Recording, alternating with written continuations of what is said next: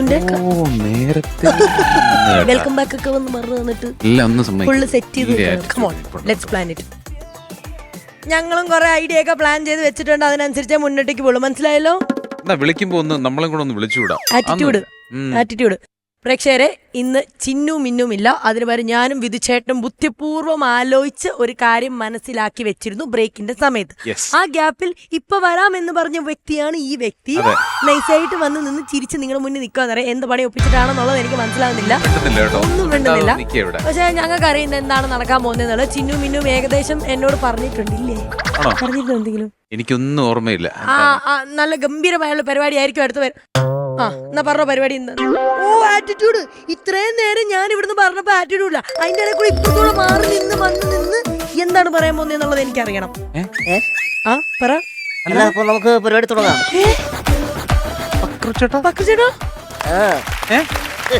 ഒരു മിനിറ്റ്. എങ്ങനെയുണ്ട് ഇത്? ഞാൻ അടുത്ത് വന്നു.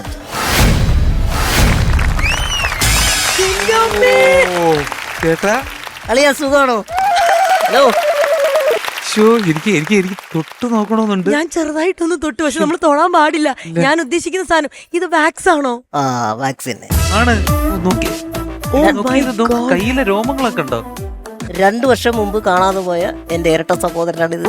പഴയ സൂപ്പ് പൊട്ടി കഥയാണല്ലേ? ചേട്ടാ കറക്റ്റ്.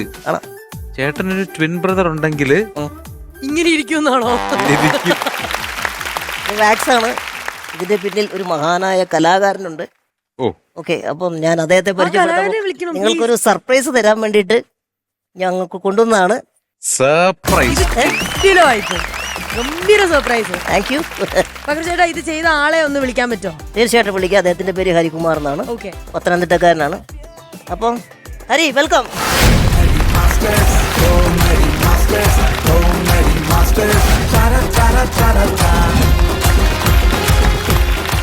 കുറച്ച് ദിവസങ്ങൾക്ക് ശേഷം അല്ലേ? അതെ അതെ. നമസ്കാരം ഹരിചേട്ടാ, വെൽക്കം ടു കോമഡി മാസ്റ്റേഴ്സ്. ശരിക്കും പറഞ്ഞാൽ ഞെട്ടിത്തെറിച്ചിരിക്കുകയാണ്. ഞങ്ങൾ രണ്ടുപേരും വരുമ്പോഴും അക്രച്ചേട്ടൻ ആറ്റിറ്റ്യൂഡ് ഇട്ട് ചിരിച്ച് നിക്കാന്ന് വിചാരിച്ച് വർത്താനം പറഞ്ഞോണ്ടിരിക്കുവായിരുന്നു. ഈ മുടിന്ന് പോലും നമുക്കൊരു അതാണ് സംഭവം എന്ന് വെച്ചാൽ നമ്മൾ പറയില്ലേ, ഈ വരയ്ക്കുന്നത് ഭയങ്കരമായിട്ടുള്ള ഒരു ആർട്ടിസ്റ്റിക് ഒരു നമ്മളിങ്ങനെ ചില പിക്ചേഴ്സ് കാണുമ്പോൾ ലൈഫ് തോന്നും നമ്മൾ ഇതെങ്ങനെ, പക്ഷെ അതേ ഫീല് തന്നൊരു സംഭവം കേട്ടോ. ഞാനിങ്ങനെ ആ കയ്യിലെ രോമങ്ങളൊക്കെ നോക്കിയപ്പോ ഓരോന്നും എന്റെ ഡീറ്റെയിൽ അത് ചേട്ടന്റെ വള ഇതെങ്ങനെ കൈ പിടിക്കുമ്പോ വള കിടക്കുന്ന നോക്കുക, അതേ പൊസിഷൻ ഡീറ്റെയിൽഡ് ആയിട്ട്. ഇത് ശരിക്കും എത്ര സമയം, എത്ര മാസങ്ങൾ, വർഷങ്ങൾ എങ്ങനെയാണ് ഇത് ചെയ്യാൻ എടുക്കുക? ഏകദേശം ഒരു 3 മാസം എടുത്തു. 3 മാസം? അതെ. അത് മാത്രമല്ല, ചേട്ടൻ നന്നായിട്ട് സഹകരിച്ചു. സഹകരിക്കുകയും ചെയ്തു നന്നായിട്ട്. എന്റെ അടുത്ത് ഇദ്ദേഹം വന്നപ്പോഴേ ഇങ്ങനെ പ്രതിമ ചെയ്യണം അല്ലെങ്കിൽ ഒരു സ്റ്റാച്ചു ചെയ്യണം എന്ന് പറഞ്ഞപ്പോ ഞാൻ പറഞ്ഞു, സാധാരണ മഹാന്മാരുടെയൊക്കെ അല്ലേ ചെയ്യുന്നത്. അപ്പൊ ഞാൻ അത്ര മഹാനൊന്നുമല്ലോ എന്ന് പറഞ്ഞപ്പോൾ പുള്ളി പറഞ്ഞത്, അങ്ങനല്ല ചേട്ടാ, എൻ്റെ ഒരു ആഗ്രഹമാണ്, അതൊരു ഭയങ്കര കൗതുകമായിരിക്കും ചേട്ടനോട് സഹകരിച്ചാൽ. ഞാൻ പറഞ്ഞു, തീർച്ചയായിട്ടും ഒരു പ്രോത്സാഹനം നമ്മൾ കൊടുക്കണമല്ലോ നമ്മുടെ ഒരു വാക്സ് ചെയ്യാൻ വേണ്ടി വരുമ്പോൾ. അങ്ങനെ എത്ര ദിവസം വേണമല്ലോ അല്ലെങ്കിൽ എന്ത് വേണമെങ്കിലും നമുക്ക് ചെയ്യാം, ഞാൻ ചെയ്തുതരാമെന്ന് പറഞ്ഞു. പക്ഷേ എനിക്ക് അത്ഭുതം വന്നത് എന്താണെന്ന് വെച്ച് കഴിഞ്ഞാൽ, എനിക്ക് അത്ഭുതം തോന്നിയത് ഇദ്ദേഹം ഒരു ദിവസം മാത്രമേ എൻ്റെ അടുത്ത് വന്നുള്ളൂ. കുറച്ച് ഫോട്ടോസ് എടുത്തു, പിന്നെ കുറച്ച് മീറ്ററൊക്കെ വെച്ചിട്ട് കുറച്ച് അളവെടുത്തു, 1-2 ചെറിയ മോൾഡ് കൈയുടെ അങ്ങനെയൊക്കെയുള്ള കാര്യങ്ങൾ. ബാക്കി ഈ കണ്ട ഡീറ്റെയിലിംഗ് എല്ലാം ഇദ്ദേഹത്തിന്റെ മനസ്സിൽ നിന്നുണ്ടായതാണ്. കലാകാരന്റെ ഞാൻ ചോദിക്കട്ടെ, എങ്ങനെ ഇത്ര സൂക്ഷ്മമായിട്ട് നിരീക്ഷിച്ച് ഇത് ഉണ്ടാക്കാൻ പറ്റും? എന്റെ ഒരു എക്സൈറ്റ്മെന്റിൽ ഞാൻ ചോദിക്കുന്ന കേട്ടോ. വളരെ പ്രയാസമുള്ള ഒരു കാര്യം തന്നെയാണ്. ഒരു ചിത്രം വരയ്ക്കാന്ന് പറഞ്ഞാൽ അതിന്റെ ഒരു ഫ്രണ്ട് വ്യൂ നമ്മൾ ശ്രദ്ധിച്ചാൽ മതി. അത് സ്റ്റാച്ചു എന്ന് പറയുമ്പോൾ അതിന്റെ എല്ലാ വശവും നമ്മൾ നോക്കേണ്ടതായിട്ടുണ്ട്. ഞാൻ അജേട്ടനെ വിളിച്ചു, എനിക്കൊരു 2 മണിക്കൂർ സമയം വേണമെന്ന് പറഞ്ഞു. അജേട്ടൻ 4 മണിക്കൂർ തന്നു. അത് വേറെ കാര്യം. സൂക്ഷ്മമായിട്ട് ഞാൻ നിരീക്ഷിച്ചു. അവിടെ വെച്ച് ഒരു ക്യാമറയിൽ എടുക്കുന്ന പോലെ തന്നെ നമ്മുടെ തലയിലേക്ക് അത് എടുക്കുക. ബാക്കി മുഴുവൻ എങ്ങനെയോ വരുന്നതാണ്. എനിക്കത് സത്യം പറഞ്ഞാൽ അതെങ്ങനെയാ വരുന്നതെന്ന് പറയാൻ അറിയത്തില്ല. ഇത് നമ്മുടെ പക്രുച്ചേട്ടന്റെ ഫോട്ടോ എടുക്കുമ്പോൾ അതിന് വേണ്ടിയിട്ട് സ്പെഷ്യൽ ടൈപ്പ് ഓഫ് ക്യാമറാസ് വല്ലതാണോ? അത്രയും സൂം ചെയ്ത് അങ്ങനെ ഒന്നുമില്ല, എന്റെ ഫോണിൽ തന്നെ എടുക്കാം. ഫോണിൽ തന്നെ എടുത്തു. അദ്ദേഹത്തിന്റെ മൊബൈൽ ക്യാമറ, പിന്നെ കുറച്ച് വൈറ്റ് ഷീറ്റ് പേപ്പർ കൊണ്ടുവന്നു. ശരിക്കും പറഞ്ഞാൽ എന്റെ കോസ്റ്റ്യൂം ചെയ്യാനൊക്കെ വരുന്നത് അളവെടുക്കൂലേ എന്ന് പറഞ്ഞാൽ അത് നിന്ന് കൊടുത്തോളൂ. അത് കഴിഞ്ഞതിന് ശേഷം ഞാൻ അത്ഭുതപ്പെട്ടത്, ഇതിന്റെ ഒരു ക്ലേ മോഡൽ എനിക്ക് ഇദ്ദേഹം അയച്ചു. ഇവിടെ വരെയായി തല ചെയ്തിട്ടുണ്ടെന്ന് പറഞ്ഞിട്ട്. അപ്പോൾ എനിക്ക് മനസ്സിലായി ഇത് സംഗതി ചിലപ്പോൾ നന്നാവാൻ ചാൻസ് ഉണ്ട്. അപ്പം ഞാൻ വളരെ പ്രതീക്ഷയോടെ ഇങ്ങനെ കാത്തിരിക്കുവാണ് അതെങ്ങനെയെന്നുള്ളത്. പിന്നീട് ഇതിന്റെ ഒരു അനാവരണം, അതായത് ഇത് ഓപ്പൺ ചെയ്യണമല്ലോ, ലോകം അറിയിക്കണമല്ലോ. അത് നമ്മൾ കോട്ടയത്ത് വെച്ചിട്ട് ഒരു പ്രസ് ക്ലബ്ബിൽ ഇത് മൂടി കെട്ടി വന്നിട്ട് എനിക്ക് എല്ലാവരും കണ്ടത് വൈറലായി. അവിടെ എത്തുന്നതിന് മുമ്പേ അജയേട്ടന്റെ വീട്ടിലെത്തിയത്. ആ കഥയും കൂടെ പറയേണ്ടതുണ്ട്. കാരണം എന്താണെന്ന് വെച്ച് കഴിഞ്ഞാൽ അമ്മയെ കാണിക്കുക എന്നുള്ള ഞാൻ പറഞ്ഞു, അമ്മയോട് അച്ഛൻ ഒന്ന് കാണിക്കണം, കാരണം അവർക്ക് പ്രസ് ക്ലബ്ബിൽ വരാൻ പറ്റില്ല, ഒന്ന് വരണം എന്ന് പറഞ്ഞിട്ട് ഇദ്ദേഹം വീട്ടിൽ കൊണ്ടുവന്ന് വെച്ച് വീടിന്റെ മുറ്റത്ത് ഞാൻ പറഞ്ഞില്ലേ നമ്മുടെ മാവ്, അതിന്റെ ചുവട്ട് തിരിച്ചു വെച്ച് ഇങ്ങനെ സൈഡ് വെച്ച് കഴിഞ്ഞിട്ട് ഞാൻ ടോയ്ലറ്റിലോട്ട് കണ്ടു പോയതാ. ഞാൻ അവിടെ ഉണ്ടായില്ല. അമ്മ ഇറങ്ങി വന്നിട്ട് രാജി വന്നേ.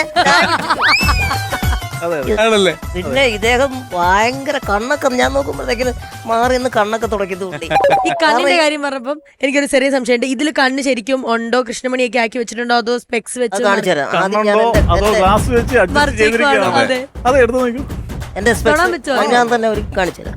എനിക്ക് വാക്സ് ആയതുകൊണ്ട് പേടിയാ. ധൈര്യമായിട്ടുള്ളൂ.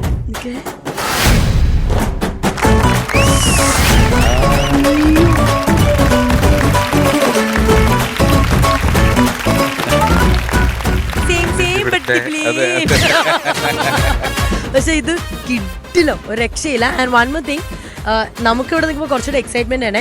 ഈ ഹെയർ പോലും എനിക്ക് തോന്നുന്നു ദീസ് ആർ ഒറിജിനൽ ഹെയർ. ആ ഇത് ഓരോന്നും എനിക്കൊന്ന് മൈന്യൂട്ട് ആയിട്ട് ഇങ്ങനെ വെച്ച് ഇതിനു മുമ്പ് അദ്ദേഹം പല മഹാന്മാരുടെ മണിച്ചേട്ടന്റെ ഉൾപ്പെടെ ചെയ്തിട്ടുണ്ട്. എന്റെ ചെയ്തപ്പോ ഒരു ഗുണം എന്ന് പറഞ്ഞു കഴിഞ്ഞാൽ മണിച്ചേട്ടൻ്റെത് ഇത്ര കിലോ മെഴുക് വേണ്ടി വന്നപ്പോൾ എന്റേത് ഇത്ര ഗ്രാം മതിയായിരുന്നു. അങ്ങനെ ഒരു ഗുണം ഉണ്ടായില്ലേ, കുറച്ച് മെഴുകുത്തിരി മതി. പക്ഷേ ഇദ്ദേഹം പറഞ്ഞതെന്ന് വെച്ച് കഴിഞ്ഞാൽ ഞാൻ ചോദിച്ചു കുറച്ച് മെഴുക് മതിയല്ലോ എന്ന് ചോദിച്ചു. എന്റെ പൊന്നു ചേട്ടാ ഇത്രയും സൂക്ഷ്മതയോടെ ഞാൻ വേറൊന്നും ഉണ്ടാക്കാനാണ് പാടുന്നത്. ബച്ചൻ സാറിന്റെ പോലും അത്രയും പ്രയാസപ്പെട്ടില്ല. ഒരുപാട് വാക്സുകൾ കൊണ്ട് കുറെ ഫിഗേഴ്സ് ചെയ്തിട്ടുണ്ടാവും. ചെയ്തിട്ടുണ്ട്. അതിന്റെ ഫോട്ടോസോ പിക്ചേഴ്സോ എന്തെങ്കിലും ഉണ്ടോ? കുറച്ചൊക്കെ ആണ്, നമുക്ക് എന്താവുന്ന കാണാം. അതെ,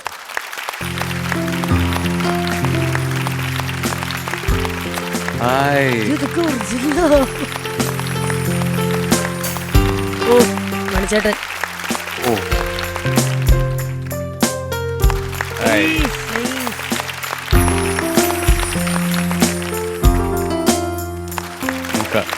ക്ലേ ആണ്.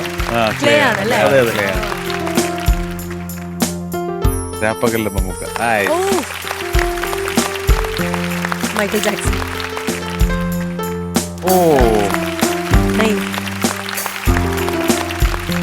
ദുബായ് ഷെയ്ഖ് അല്ലേ?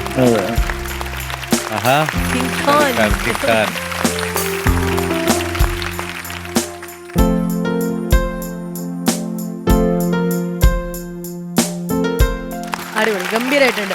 ഇതൊക്കെ വെച്ചൊരു മ്യൂസിയം തുടങ്ങി കൂടെ ഇവിടെ? മ്യൂസിയം ഉണ്ടായിരുന്നോ? അതെ, അത് നമ്മുടെ കോവിഡ് സമയത്താണ് അത് പിന്നീട് തുറന്നു കൊണ്ടുപോകാൻ പറ്റാതെ. എവിടെയായിരുന്നു ഉണ്ടായിരുന്നത്? തേക്കടിയിലായിരുന്നു. എന്നിട്ട് ഇപ്പം ക്ലോസ് ചെയ്തിരിക്കുകയാണ്. അത് വീണ്ടും വരുന്നുണ്ട്, തുടങ്ങണം. അപ്പൊ പുതിയത് ഇനിയിപ്പോ മേക്കിംഗ് ആരുടെയൊക്കെ ഇരിക്കുന്നത്? ഇപ്പൊ ഞാൻ ചെയ്തുകൊണ്ടിരിക്കുന്നത് മമ്മൂക്കയുടെയും ദുൽഖറിന്റെയും കൂടെ, പാപ്പയുടെയും മോന്റെയും. അതെ, രണ്ടുപേരും ഒന്നിച്ചിരിക്കട്ടെ. സൂപ്പർ. അതെ, ഹാപ്പി ആയിട്ടൊക്കെ. ഒരു പോയിന്റ് എന്തെന്നറിയാമോ, നമുക്ക് ഈ പക്രുച്ചേട്ടനെ നമുക്ക് പല ഷൂട്ടിലും ഇതൊക്കെ കാണാം. ആ പക്രുച്ചേട്ടനെ കാണണമെങ്കിൽ നമ്മൾ കാശ് കൊടുക്കേണ്ടി വരും. ഇപ്പൊ നമുക്കത് ലാഭത്തിൽ കാണാൻ പറ്റി. എനിക്ക് ഈ ഒരു വേദിയിൽ അദ്ദേഹത്തോടൊരു താങ്ക്സ് പറയണം. കാരണം എന്താണെന്ന് വെച്ച് കഴിഞ്ഞാൽ നമ്മളോടുള്ളൊരു ഇഷ്ടവും നമ്മളോടുള്ള സ്നേഹവും അതിനുവേണ്ടി എടുത്തൊരു സമയവും അദ്ദേഹത്തിൻ്റെ ഒരു പ്രയത്നമൊക്കെ കുറച്ചൊക്കെ എനിക്ക് അറിയാവുന്നതുകൊണ്ട് എനിക്ക് തോന്നുന്നത് മണിച്ചേട്ടൻ്റെ ഒരു പ്രതിമയ്ക്ക് അത് കഴിഞ്ഞതിന് ശേഷം ഏറ്റവും കൂടുതൽ അപ്രിസിയേഷൻ എൻ്റെ പേജിലും നമ്മുടെ ഇതിലൊക്കെ വന്നിട്ടാണ് ഒരുപാട് ആളുകൾ അദ്ദേഹത്തെ അംഗീകരിക്കുകയും കമന്റ് ചെയ്യുകയും അതൊക്കെ ചിലതൊക്കെ മിക്കതും ഞാൻ ഫോർവേഡ് ചെയ്ത് കൊടുക്കും. അദ്ദേഹത്തിന് പുറത്തും ഒരുപാട് ആൾക്കാർ അദ്ദേഹത്തെ അഭിനന്ദിച്ചിട്ടുണ്ട്. അപ്പം അതിനെല്ലാം പ്രത്യേകം ഈ ഒരു സമയത്ത് നേരിട്ട് അഭിനന്ദനങ്ങളും എൻ്റെ നന്ദിയും അറിയിക്കുന്നു. അതുപോലെ തന്നെ ഹരിചേട്ട അതുക്കും മേലെ അല്ലെങ്കിൽ അതിനോടൊപ്പം കട്ടക്ക് ഇനിയും കമന്റും റിവ്യൂസും കിട്ടണമെങ്കിൽ രണ്ടേ പേരുടെ ചെയ്താൽ മതി. അതെന്റെയും വിധിച്ചേട്ടൻ്റെ അത് ചെയ്ത പിന്നെ ഇവിടെ ഒന്നും അല്ല, അങ്ങ് പോവും, പറക്കും, അങ്ങ് പോവും കേട്ടോ. ഇത് ചെയ്തില്ലേലും ഇത് ചെയ്യണം കേട്ടോ. അത് തീർച്ചയായിട്ടും വെറൈറ്റി ആണെന്ന് പറഞ്ഞാൽ വെറൈറ്റി ആണ്. വേണമെങ്കിൽ ഫോട്ടോയ്ക്ക് ഞാൻ ഇപ്പോഴേ പോസ്റ്റ് ചെയ്ത് തരാം. അല്ല, മാക്സിമം നോക്കി. ഓ, മനസ്സിലുണ്ടെന്ന് കേട്ടോ റോഹിത്തെ. ഒരാളെങ്കിലും മനസ്സിലുണ്ട്, ചെയ്യുന്നില്ലെന്നുള്ളത്. ശരി, ഇത് കണ്ടപ്പോ എനിക്കൊരു സൂപ്പർ ഐഡിയ, കിട്ടിക്കാഴ്ച ഐഡിയ വന്നു. ഒരു ക്ലൂ തരാം. അമ്മാനെ ഇതൊക്കെ ശ്രദ്ധിക്കണ്ടേ? കരിങ്ങാലിയല്ലേ? അല്ലേ? കമോൺ ബക്രു ചേട്ടാ, ദാ അത് ചെയ്യണം അതിന്റെ പുറകെ. ഇതിന് പറയും ചെയ്യണം. ശരി, ശ്രമിക്കാം. പറ്റുന്ന്. ഓക്കെ. മ്യൂസിക് ഇടട്ടെ.